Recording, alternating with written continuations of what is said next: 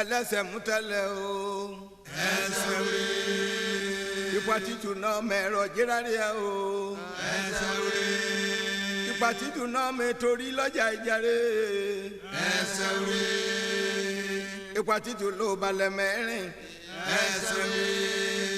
ipa títù ní marin báyìí mú aṣòro àmọ́dún o. ẹsẹ̀ wé. ìjàre ẹlẹ́sẹ̀ mútẹ́lẹ̀. ẹsẹ̀ wé.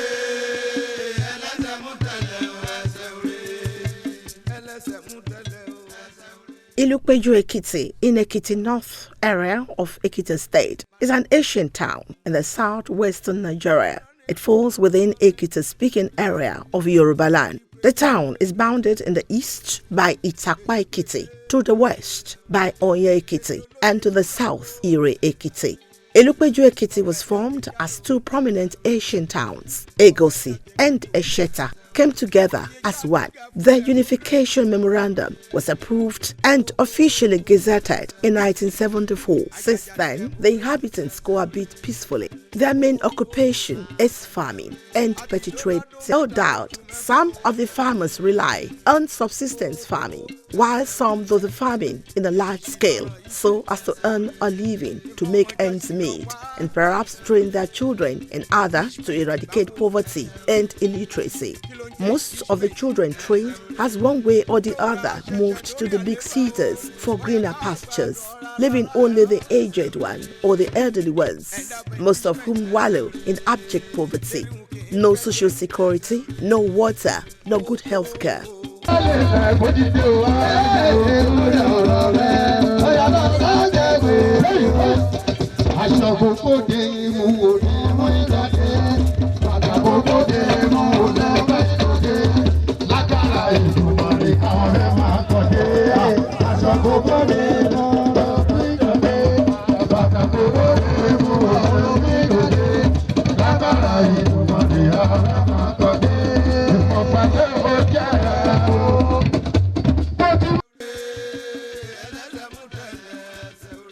Indeed, respite came their way about a decade ago when a non-governmental organization known as Aged Heart Care Foundation, who took the plight of the aged with utmost concern. Esan Ogunleye is a man with a caring heart who brought respite to these aged ones. Not only in Ilupeju Ekiti, but the largesse was extended to other towns.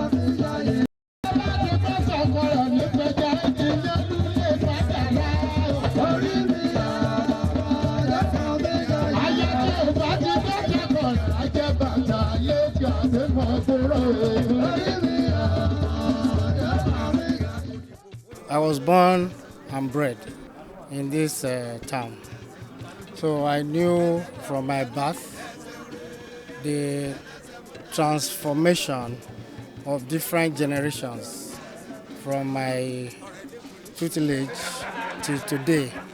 So I have seen different people at different levels grow into adulthood and old age. And so I'm able to appreciate what happens here. And because of lack of governmental support, social support from local government, state and federal government, there is a big vacuum that is left. And there are no social amenities. And we leave our parents to face those challenges. So sometimes when I got home, I visit homes here, particularly the homes of my friends. And I meet their parents ill or very sick, and there's nobody to take care of them. The nearest people will either be living in Lagos, Ibadan, Abuja, Kaduna, everywhere, and they don't know exactly what's happening to their parents. Even when they send money in, the full advantage of that is not felt. And the loneliness that I feel for the old people is amazing. So I then decided that we need to establish something that will take care of these aged people. Not completely, because there is so much you can do as an individual. And I decided to set up a foundation where we can do the least we can do by providing some small stipends for them. Take care of their personal needs, medical needs, and so on and so forth. With the hope that if I start it and my other colleagues see it, they will also join, and it can expand and cover many more people.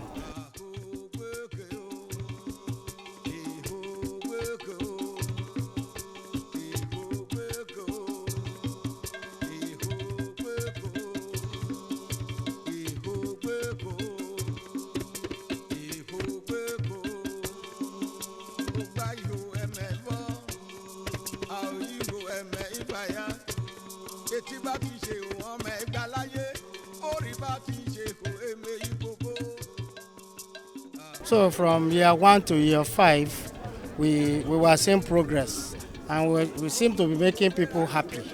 And that's why we have consistently done it. And I'm quite happy that this is year 10. So at the 10th year, we believe that we can bring them together, not only the way we do annually, but to draw a line.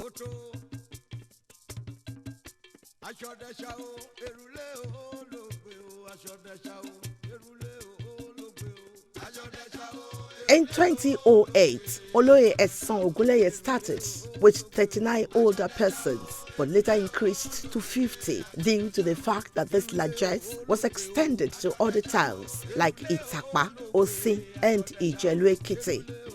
Our intention is that we want to create inclusiveness and expand this whole scheme. And in the next 1 year, we intend to grow it to 250 beneficiaries and extend it to other towns in the local government. Also, we want to globalize it because we've registered this Aged Care Heart Foundation it's registered with the CAC, and so that allows us to widen the scope. We have introduced an expansionist scheme for it by globalizing it. We have created a website so that it's not just what you have in this enclosure, but worldwide. And already we've started to get indications that other people are getting interested outside the shores of Nigeria. And we think that in the next 1 year, we'll be able to expand and achieve that objective of bringing in a minimum of 250 beneficiaries.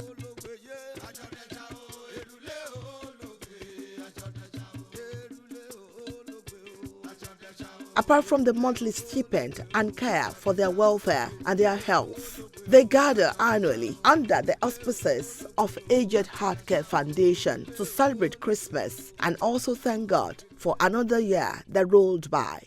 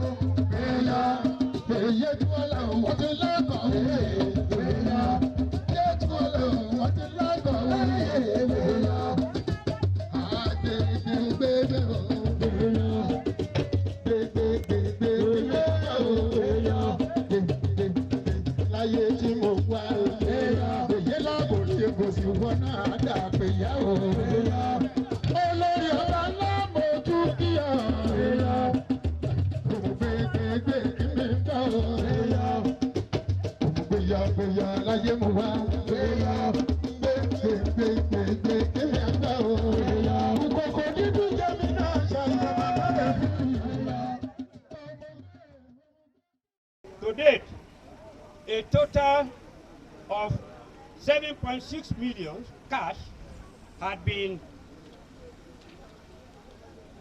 expended by the sole financier. We do appreciate the effort of those who supported us financially. We, however, appeal to all and sundry for support, both in cash and kind, so that we can increase the benefit to the agent. Routine visits continue to be made at least once a month to each of the beneficiaries to deliver cash stipend and monitor their respective health situations. The annual Arugbo Day celebration, held at Christmas every year, since inception, continue to offer reunion opportunities for them all.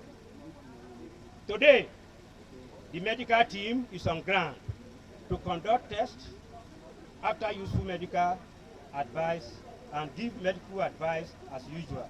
Ìyá wa tó ká sòjò láti Ìtàgbá. Àjọ Rìsàlámì. Aṣojú Mẹ́ta Blọka Ṣẹ́gẹ́dẹ́ Ṣọ́wàbí láti Iléṣẹ́. Olúkì kó máa múra lẹ̀ náà. Táyọ̀ Àjàyí Ìlọ́rọ̀. Òbálọ́jà Ìlọ́rọ̀. Àwọn tó tún máa bá wa fún wọn lẹ́bùn. Adúlọ́wọ́ bàbá wa Ẹlẹ́jẹ̀lú. Bàbá iṣẹ́ àdúgbò o. Ìrò mẹ́ta. Bẹ́ẹ̀ni, àwọn ènìyàn bàbá lábẹ́bí yẹn sọ fún wọn. Bàbá wa John Ṣìfò Oníbàbíṣẹ́ láti Ìrò mẹ́ta. Ṣìfò Oníbàbíṣẹ́ láti.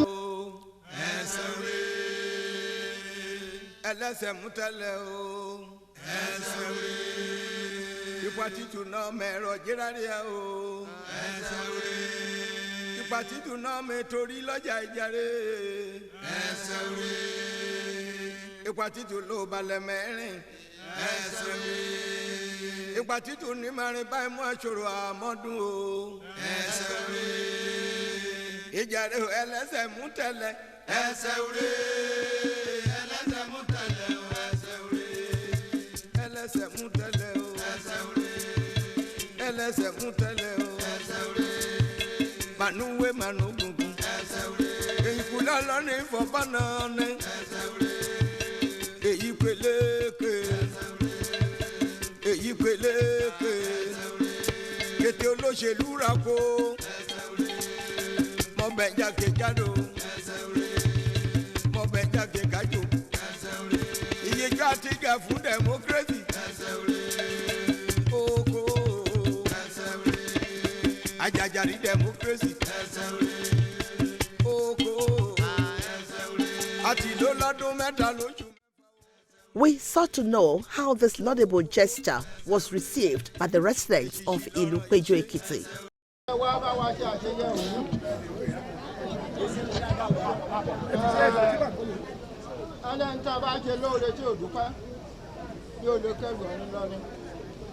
Nítorí náà, lórúkọ gbogbo àwa arúgbó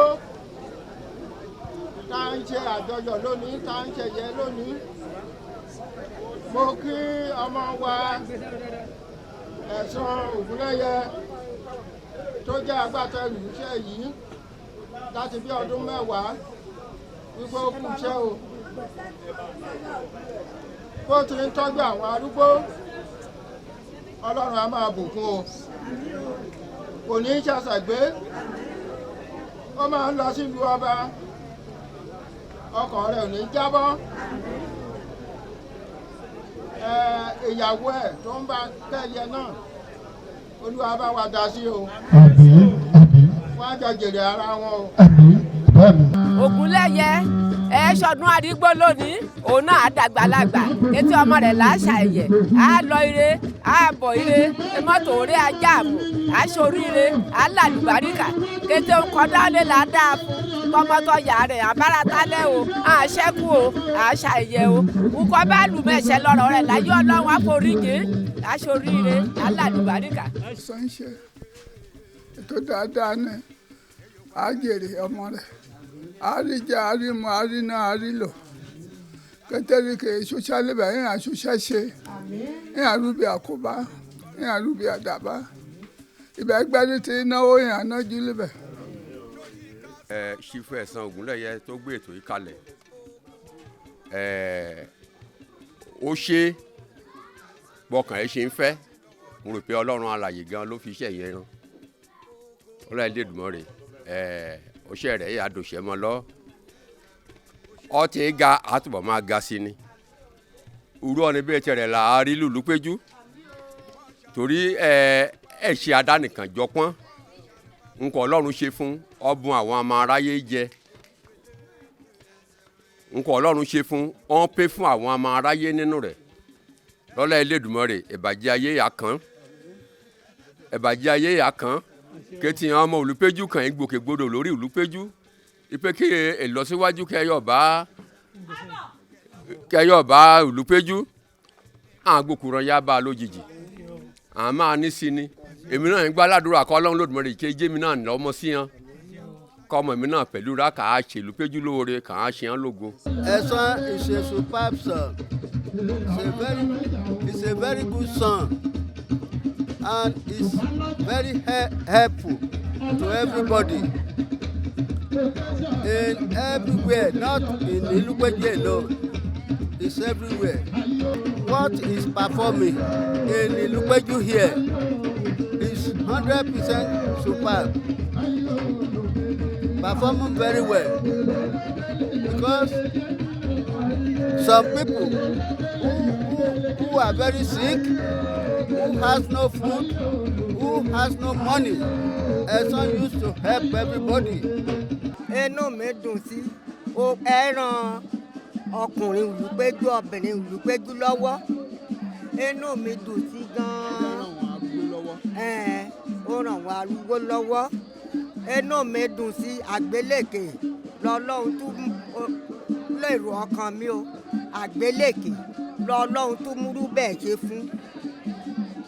Torí ẹ̀ lọ ní Yorùbá níjẹ́ bá ní mú kẹ́ mo súré fún gbogbo náà nígbà ọ̀pọ̀ kan ẹran lọ. The challenges are many. We want new people to join this sole financier so that we can get enough funds to increase the benefit of the financiers. Not even only that, there are other petty expenses which is supposed to be borne by this group. But if we have enough, we shall reach out to more beneficiaries and take care of them. Because the thing has been extended to 3 of our communities. Over the years, Ilupeju Ekiti has grown in leaps and bounds, even as the sons and daughters of the town make concerted efforts in order to bring development and other landmark structures, such as Mineral ultra-modern markets, the civic center, the new library, among other developmental projects.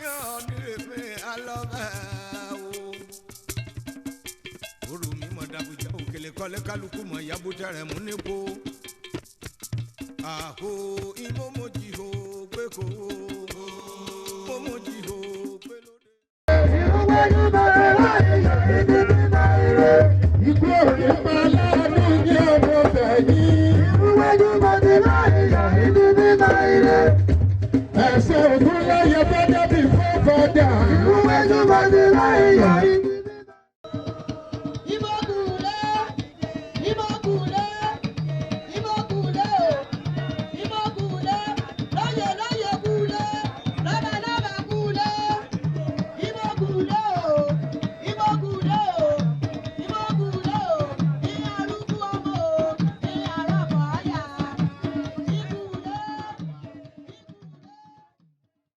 This foundation, Aged Healthcare Foundation, plans to expand this to about 250 elderly ones by year 2020, so as to cut across all the political wards in Oyo Ekiti local government. We thereby solicit for help, both materially and more importantly, financially, so as to make life more meaningful to this group of people.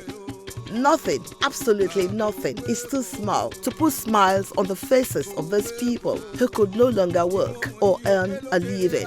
A little drop of water can make a mighty ocean. Contribute your own quota today to save a life and also make this world worth a living.